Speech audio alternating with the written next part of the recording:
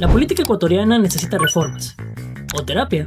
Hoy lo vamos a averiguar. Con la llegada de la sobreinformación, es muy difícil para la mayoría de nosotros seguir el panorama político del Ecuador, todos los casos de corrupción, la distribución del poder electoral, las nuevas leyes o proyectos, o cómo se distribuyó el poder político en el país. Es muy difícil estar al día y tener una opinión informada de todo y saber por qué se opina lo que se opina. La mayoría no sabemos, y por varias razones, cómo está administrado el país. Por ejemplo, si el presidente del Ecuador ya es el jefe del Estado ecuatoriano, ¿por qué un alcalde puede hacer la oposición? ¿Acaso el presidente no es su jefe? La mayoría pensamos que lo hace por rebeldía, como cuando le reclamas algo a tu jefe de la empresa.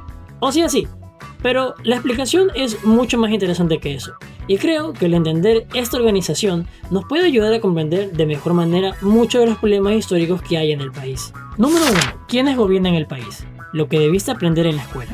Actualmente Ecuador está dividido en 4 regiones, segmentadas en 24 provincias que componen 221 cantones y 1500 parroquias aproximadamente. Las regiones son divisiones geográficas y climatológicas. Una provincia es una división arbitraria y política de un país. Es una forma de organizar el territorio para facilitar a su gobierno la prestación de servicios públicos y la representación política. Un cantón es una subdivisión de una provincia, sus ciudades, y una parroquia puede ser un sector de una ciudad grande, por ejemplo Guayaquil y Letamendi, pero también puede referirse a un centro de población pequeño de los alrededores, un pueblo, una ciudad pero más chiquita. El prefecto es la máxima autoridad de la provincia, el alcalde es la máxima autoridad del cantón y de la ciudad principal, y de ahí le siguen los dirigentes o líderes parroquiales. Todos nosotros, ciudades y parroquias, y el presidente funcionamos bajo el dictamen de la Constitución. Nadie se la puede saltar. Es la máxima autoridad jurídica de un país. La Constitución del Ecuador establece que los gobiernos provinciales son gobiernos autónomos descentralizados, los GAT. La palabra autónomo significa que tienen capacidad para administrar ciertos asuntos por sí mismos, pero siempre dentro de la Constitución y las leyes nacionales. Por ejemplo, tienen capacidad para nombrar a sus propios líderes y dictar sus propios presupuestos para sus proyectos internos. Los cantones no están subordinados al prefecto. Cada nivel de gobierno tiene autonomía propia y competencias diferentes. El prefecto gobierna la provincia a través del gobierno autónomo descentralizado provincial, y el alcalde gobierna el cantón a través del gobierno autónomo descentralizado municipal. El prefecto no es el jefe de los alcaldes, ni puede darles órdenes sobre cómo administrar su cantón. Por ejemplo, en la provincia del Guayas, el prefecto del Guayas administra asuntos provinciales como muchas vías rurales, riego y proyectos de desarrollo provincial. El alcalde de Guayaquil administra el cantón de Guayaquil, calles urbanas, parques, mercados, permisos de construcción, recolección de basura, entre otros. Sin embargo, ninguno puede dictar leyes nacionales, tener un ejército o policía propia independiente del Estado, crear una constitución provincial, declararse independientes del Ecuador, asumir competencias reservadas al gobierno central, como relaciones exteriores, defensa, política monetaria o administración de justicia. De ahí el eterno debate sobre la justicia indígena. Constitucionalmente, nadie puede imponer ese tipo de castigos. Esa autoridad está reservada para otras entidades que muchas veces están sujetas a los estatutos internacionales de los derechos humanos, que prohíben ese tipo de castigos. A todo esto se le suma el gobernador, quien es la autoridad del gobierno de turno en la provincia. Por eso se le puede confundir con el prefecto. El gobernador gestiona las relaciones del gobierno con la provincia en la que esté y las decisiones que el ejecutivo quiera tomar en esa provincia dentro del marco de la Constitución. Como estos gobiernos locales son independientes, no responden por razones democráticas al mismo calendario electoral que el presidente.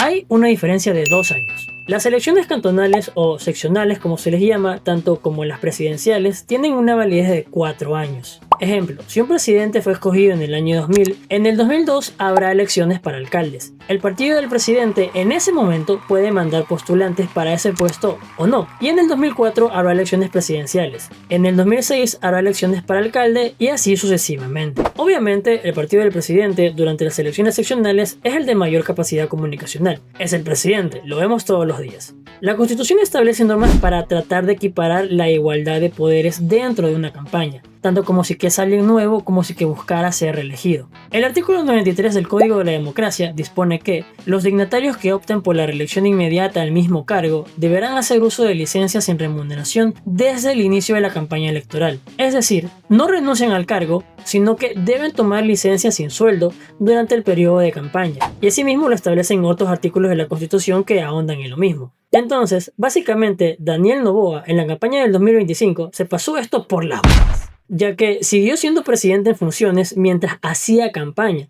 aprovechando todos los poderes comunicacionales del Estado para hacer campaña. Sus representantes entregaron muñecos estilo Barbie sobre el presidente durante la campaña, y la Constitución establece que utilizar el presupuesto del Estado para una reelección está prohibido. ¿De dónde salió el dinero para esos muñecos? Pues el oficialismo nunca emitió un comunicado. El quedarse callado ante situaciones polémicas ya es dogma en este gobierno. Fue así porque Noboa tuvo varios encontronazos ideológicos con su vicepresidenta en ese entonces, y no quería dejarle el poder por miedo que durante ese periodo hiciera algo contra él. Que por cierto, también se saltó varios artículos judiciales sobre la asociación de poder para lograr ese cometido. Eso nos ayuda a entender dos críticas que siempre se le hacen. Número 1, las entidades encargadas sobre la gestión electoral son el CNE y el TSE, que, según sus críticos, se han comportado de manera muy simpática con el oficialismo al tomar decisiones que, de alguna manera, puedan favorecerlos. Número 2, la tendencia del gobierno a saltarse normas con argucias y estratagemas políticas cuando no les son convenientes. La primera es la que a mí me llama más la atención. En el caso que les mencioné, el TSE, que es el que se encarga de las sanciones electorales, no emitió una sola sanción en contra de Noboa, y personalmente creo que tenían razones de sobra. También otra cosa que se le cuestiona es el adelanto de las elecciones seccionales por 77 días. Miren, si se hubiera quedado solamente ahí, en un adelanto de elecciones con el argumento del fenómeno del niño, yo mismo creo que hubiera sacado un video que se hubiera podido interpretar como a favor del CNE. ¿Por qué? Porque creo que tenían el argumento más fuerte. La fecha que se tenía estipulada para esas elecciones, 14 de febrero del 2027, según las estimaciones sobre el fenómeno, hay muchas probabilidades de que durante ese rango, no específicamente ese día, porque eso es imposible de saber, pero sí que durante esas fechas el fenómeno podría atravesar su etapa más agresiva. Y no les hablo solamente de salir y aguantar lluvia, les hablo de inundaciones como nunca las hemos visto. Un riesgo directo a la vida de muchas personas. Próximamente me gustaría sacar un video sobre el clima y cómo se relaciona con la política. Y no, retrasar las elecciones hubiera sido también un problema logístico descomunal, porque ciertas normas legales y constitucionales lo vuelven muy difícil de gestionar. La oposición dio el argumento sobre el aparato comunicacional del Estado. El presidente parte con una ventaja porque su poder comunicacional es mayor y los demás partidos ahora tienen menos tiempo para organizarse y sacar candidatos. Pero, como dije, creo que el argumento más pesado lo tenía CNE, un hecho fortuito de Dios que de alguna manera favorecía al oficialismo. ¿Por qué ahora me genera dudas? Porque después de esa disposición, el oficialismo se puso on fire metiendo alcaldes a la cárcel. 5 alcaldes con prisión preventiva. Movimientos de oposición inhabilitados. En las ciudades más importantes del país se está anulando la capacidad de la oposición para presentar candidatos. Nunca hayamos visto a la oposición ecuatoriana actuar de una manera tan rápida. En otras circunstancias hasta me darían orgullo. Pero debido al contexto electoral que se adelantó, parece que tienen bastante prisa por no dejar a nadie de la oposición. Porque, claro, tienen las elecciones encima. Sobre todo porque actualmente el oficialismo no goza de los mejores números de aprobación, alrededor de un 23 a 27%.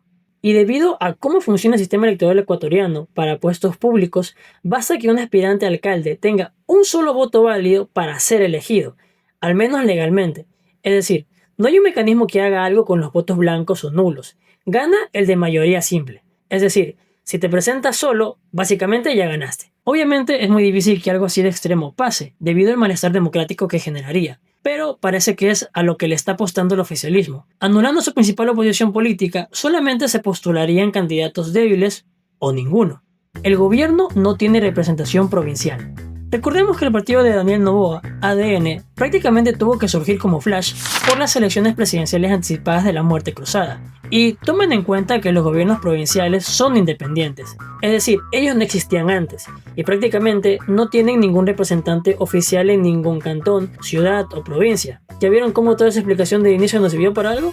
De las 24 prefecturas del Ecuador, 9 están vinculadas a Revolución Ciudadana, 6 a Pachacutit y 2 al PSC, y las restantes se reparten entre movimientos locales y alianzas políticas. 50 alcaldías de las 221 que hay son de la RC, es decir, como un 26% del país. Otro punto importante para entender el panorama electoral actual del país es conocer el papel del Consejo de Participación Ciudadana y Control Social.